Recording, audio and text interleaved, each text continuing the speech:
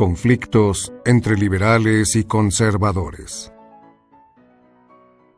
A mediados del siglo XIX, dos fuerzas políticas querían gobernar México. Ambos grupos tenían ideas opuestas, en la mayoría de los casos, acerca de las medidas que se debían adoptar para mejorar la situación del país. Estos grupos eran el Partido Liberal y el Conservador. Las diferencias entre ambos grupos provocaron que en este periodo se dieran constantes luchas. Esto causó inestabilidad del país y afectó la economía y el desarrollo. Entre las diferencias de los dos partidos tenemos las siguientes. Los liberales querían una república gobernada por un mexicano, mientras que los conservadores pretendían que fuéramos una monarquía, como en Europa, gobernado justamente por un miembro de la realeza europea. En cuanto a la religión, los liberales pretendían que hubiera libertad de culto. Cada quien podría seleccionar la religión que quisiera. Los conservadores pretendían prohibir cualquier religión que no fuera la católica. En este mismo tema, los liberales pretendían forzar a la Iglesia a que vendiera las propiedades que no eran productivas, mientras que los conservadores estaban en contra de esa medida. El otro tema fundamental era la educación. Los conservadores pretendían que ésta siguiera funcionando como en la colonia, en manos de la Iglesia, del ejército o de los terratenientes, mientras que los liberales no querían una educación controlada por la Iglesia. También querían libertad de expresión e instalar el registro civil. La Revolución de Ayutla. En la segunda mitad del siglo XIX, México vivía una situación difícil.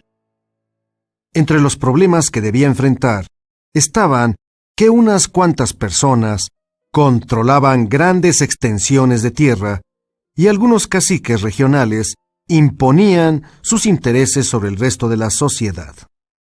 Además, la mayoría de la población no tenía acceso a la educación y carecía de recursos económicos para invertir en actividades productivas.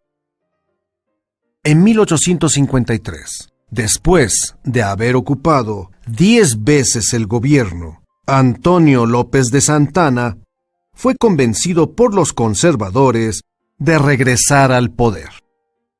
Durante su mandato, varias de sus órdenes causaron descontento en la sociedad. Por ejemplo, eliminó algunos derechos y libertades individuales.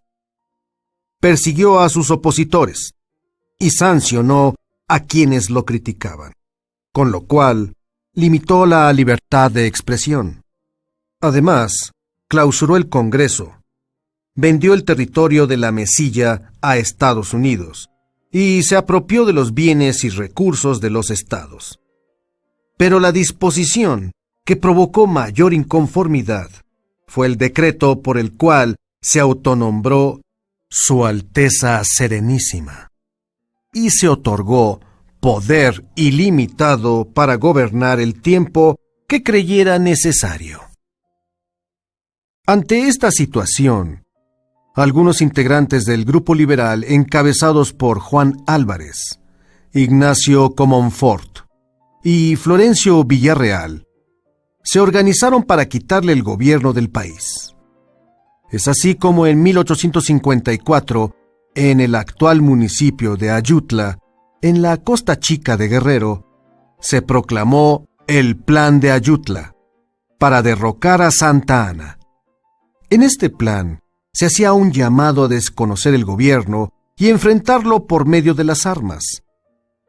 La idea fue apoyada en varias partes del país, dando inicio la llamada Revolución de Ayutla. Al año siguiente, el movimiento armado triunfó y Santa Anna se vio obligado a salir de México. De acuerdo con el Plan de Ayutla, Juan Álvarez ocupó la presidencia. Luego se organizaron elecciones e Ignacio Comonfort resultó electo. Con esto se inició el periodo de gobierno liberal. Los principales puntos del Plan de Ayutla planteaban: se suspendía de la presidencia a Antonio López de Santana y a los funcionarios de su gobierno. Convocar a los representantes de los estados para elegir un presidente interino. El presidente interino debe convocar a un congreso extraordinario en un plazo de 15 días. El nuevo gobierno debe ser democrático y republicano. Se desconoce el centralismo.